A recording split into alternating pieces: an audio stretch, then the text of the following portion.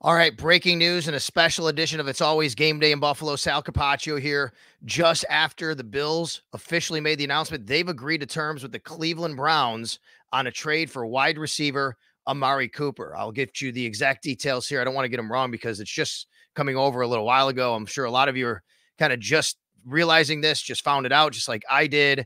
I mean, heck, I'm still in my Victory Monday on a Tuesday shirt after my extra point show on WGR. And I was actually rewatching the Bills game from yesterday. I hadn't had a chance to watch the radio broadcast.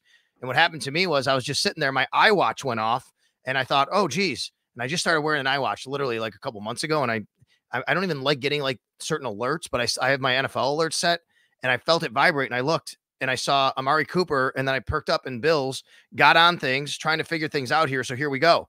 The Bills receive Amari Cooper and a 2025 sixth-round pick. So the Bills get a sixth-round pick because in exchange for Amari Cooper, they're sending the Cleveland Browns a third-round pick next year and a seventh-round pick the year after that. So really in the immediate, let's not even worry about the 2026 pick, which is the seventh rounder. Really, this becomes Cooper. This becomes the Bills sending a third for Cooper and a sixth next year. The Bills send a third for Cooper and a sixth. The Bills still have two number twos next year. Now, you contrast this with, and I'll get to the financials. So financially, Cooper's deal, all the money's already been paid, basically.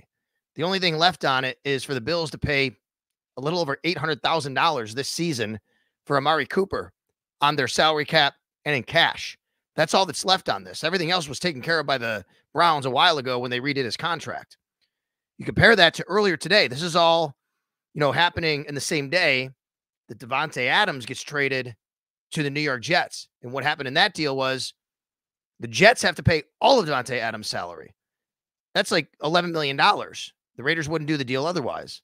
And on top of that, they're giving the Raiders a third-round pick next year, which could become a second based on, if he's on the active roster for the championship game, AFC championship game, or the Super Bowl, or there was one other condition in there. And I think, first or second team All-Pro. So it's going to be a third. So Adams goes for a third. Cooper goes for a third and gets a sixth back, but the Bills send a seven. So let's just say pretty much the same thing here. The difference is the financial situation between the two. And of course, different players, right? But let's talk about Amari Cooper for a second. He's been in the league since 2015. This is a really fantastic receiver numbers-wise over his career. Fourth overall pick in the 2015 NFL draft. Speaking of the Raiders, the then Oakland Raiders drafted him at that time. In his career, Amari Cooper, 1, 2, 3, 4, 5, 6, 7 1,000-yard seasons, including two of the last three. Now, this year, only 250 yards, only 24 catches for 250 yards. Not the same production we've seen from him in the last few years. But let's be honest. I mean, the Cleveland Browns offense has been stuck in basically no man's land and nothing going on with Deshaun Watson at quarterback. Now he comes and joins the Buffalo Bills wide receiver core that absolutely needs a player like this. This is a player that we in the media, me, Matt, everybody at WGR, U.S. fans, this is no secret. We've all talked about him. Everybody recognizes fans, people, the content creators, everybody's been smart about this, right? I give everybody credit for saying, who's the guy the Bills can go get? Oh, it's either Amari Cooper or maybe Cortland Sutton. Amari Cooper always seemed like the number one target the Bills could get because of the financial situation. The Bills just don't have enough cap space to go out and get Davante Adams. They couldn't do something like that. So then now they go out and get Amari Cooper. They don't have to pay him very much at all for the rest of the season, and they add him to a wide receiver core that desperately needs a little bit more help. So let's take a look at what the Bills, wide receivers look like right now. Because if you look at the numbers even that they put up on Monday night against the New York Jets, not good enough. I talked about this on the Extra Point Show on WGR on Tuesday. Yes, it was better than it was the last 2 weeks, but 12 targets, 9 catches, that's not what you want overall from your wide receivers. One wide receiver had more than 3 catches.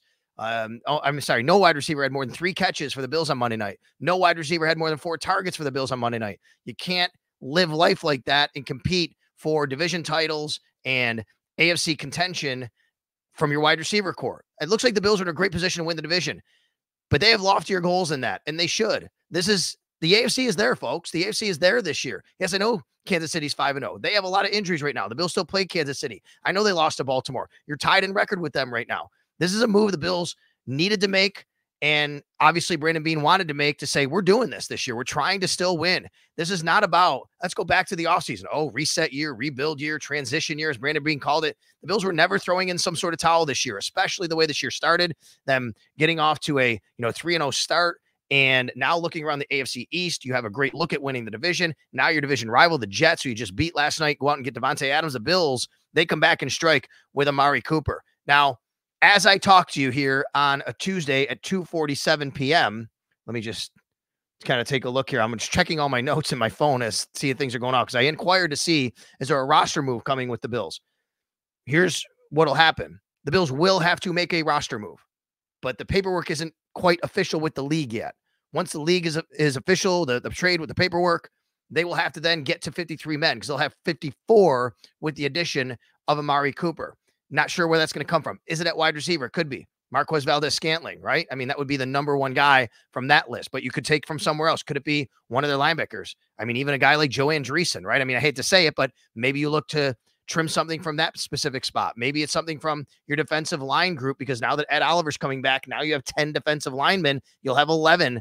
Actually, you'll have, let's see, 1, 2, 3, 4, 5. You'll have 10 on the roster, I should say. Is that a little bit too heavy? So it's going to be interesting to see where the Bills take from their roster to make room for Amari Cooper. In the meantime, this is a guy that comes into Buffalo now looking to obviously help a receiving core, like I said, that's needed some help, and really be the guy that teams will focus a little bit more on to open things up for others. It's just been too much of a struggle with the wide receiver core, so far to this point for the Buffalo Bills. But Brandon Beane making a big move. Remember last year, he trades for Rasul Douglas, and it winds up, okay, yeah, maybe he can help fill in for Tre'Davious White. And it was an excellent move for the Buffalo Bills to go get Rasul Douglas. Hopefully you get the same kind of production and returns from Amari Cooper here, who comes to Buffalo after what we got 10 plus seasons in the NFL.